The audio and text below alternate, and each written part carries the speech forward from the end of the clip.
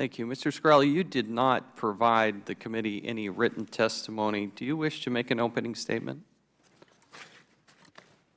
On the advice of counsel, I will not be giving an opening statement. I want to ask you a few questions. What do you say to that single pregnant woman who might have AIDS, no income, and she needs Daraprim in order to survive? Say to her when she has to make that choice? What do you say to her? On the advice of counsel, I invoke my Fifth Amendment privilege against self-incrimination and respectfully decline to answer your question. You were quoted as saying on Fox 5 in New York, you were quoted as saying, if you raise prices and you don't take that cash and put it back into research, I think it's despicable. I think you should not be in the drug business. We take all of our cash, all of our extra profit, and spend it on research for these patients, for other patients who have terrible life-threatening, life-ending diseases. Did you say that? On the advice of counsel, I invoke my Fifth Amendment privilege against self-incrimination and respectfully decline to answer your question. Do you think you've done anything wrong? On the advice of counsel, I invoke my Fifth Amendment privilege against self-incrimination and respectfully decline to answer your question. I'd like to yield time to Congressman Gowdy of South Carolina. Thank you, Mr. Chairman. Is it pronounced Shkreli? Yes, sir. See, there you can answer some questions. That one didn't incriminate you. I just want to make sure you understand you are welcome to answer questions, and not all of your answers are going to subject you to incrimination. Do you understand that, don't you? I intend to follow the advice of my counsel, not yours. I just want to make sure you're getting the right advice. You do know that not every disclosure can be subject to the Fifth Amendment assertion. Only those that are that you reasonably believe could be used in a criminal prosecution or could lead to other evidence. I intend to use the advice of my counsel, not yours. Do you also understand that you can waive your Fifth Amendment right? You gave an interview to a television station in New York where, if I understood you correctly, you couldn't wait to come educate the members of Congress on drug pricing, and this would be a great opportunity to do it. So do you understand you can waive your Fifth Amendment right? On the advice of counsel, I invoke my Fifth Amendment privilege against self-incrimination and respectfully decline to answer your question. Well, Mr. Chairman, I'm vexed. He's been willing to answer at least one question this morning. That one didn't subject him to incrimination. I don't think he's under indictment for the subject matter of this hearing. So the Fifth Amendment actually doesn't apply to answers that are not reasonably calculated to expose you to incrimination. And even if it did apply, he's welcome to waive it. And I listened to his interview. And he didn't have to be prodded to talk during that interview. He doesn't have to be prodded to tweet a whole lot or to show us his life on that little webcam he's got. So this is a great opportunity if you want to educate the members of Congress about drug pricing or what you called the fictitious case against you, or we can even talk about the purchase of is it Wu-Tang Clan? Is that the name of the album? Name of the group?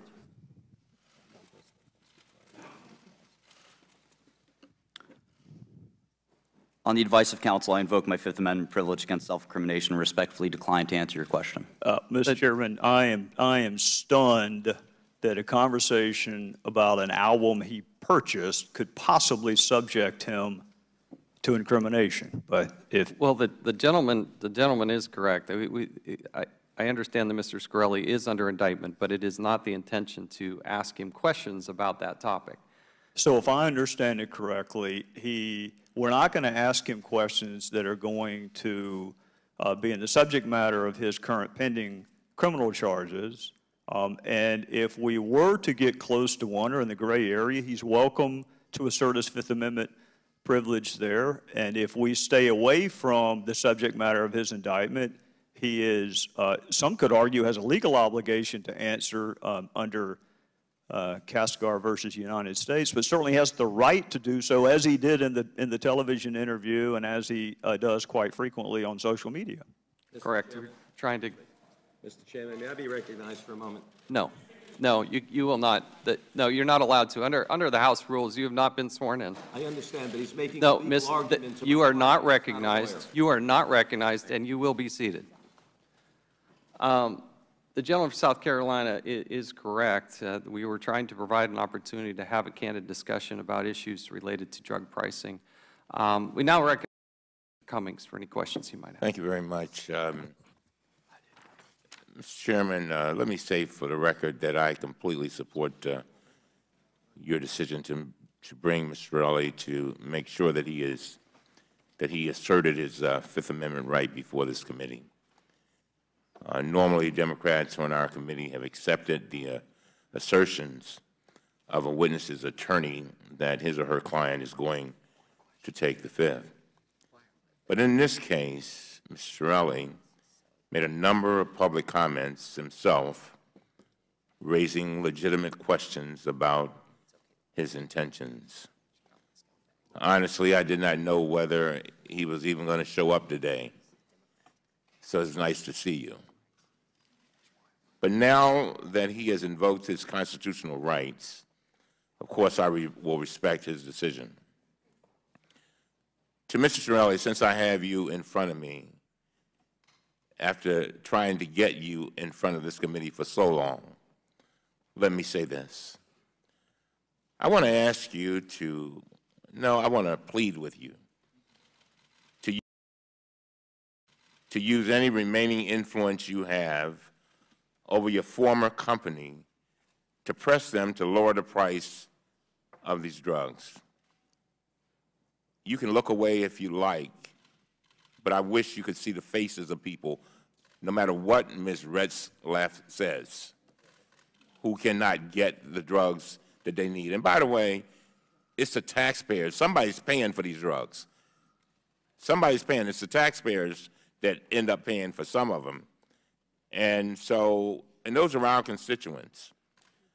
People's lives are at stake because of the price increases you impose and the access problems that have been created.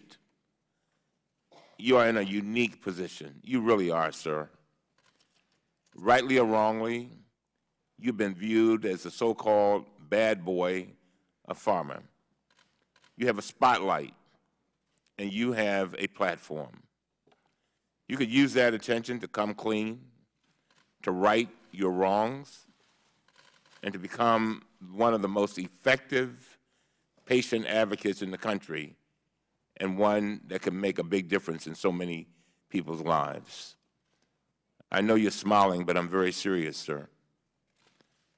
The way I see it, you can go down in history as the poster boy for greedy drug company executives, or you can change the system. Yeah, you. You've detailed the knowledge about drug companies and the system we have today, and I truly believe, are you listening? Yes. Thank you. I truly believe you could become a force of tremendous good. Of course, you can ignore this if you like, but all I ask is that you reflect on it. No, I don't ask, Mr. Shkreli, I beg that you reflect on it. There's so many people that could use your help. May God bless you. Thank you. I yield back. Gentleman yields back. Mr. Shkreli, it's your intention to decline all answers to the questions and invoke your Fifth Amendment right? Yes. Given that the witness has indicated that he does not intend to answer any questions, and out of respect for his constitutional rights, I ask now that the committee excuse the witness from the table. Without objection, so ordered. We'll pause for a moment as Mr. Shkreli is escorted out.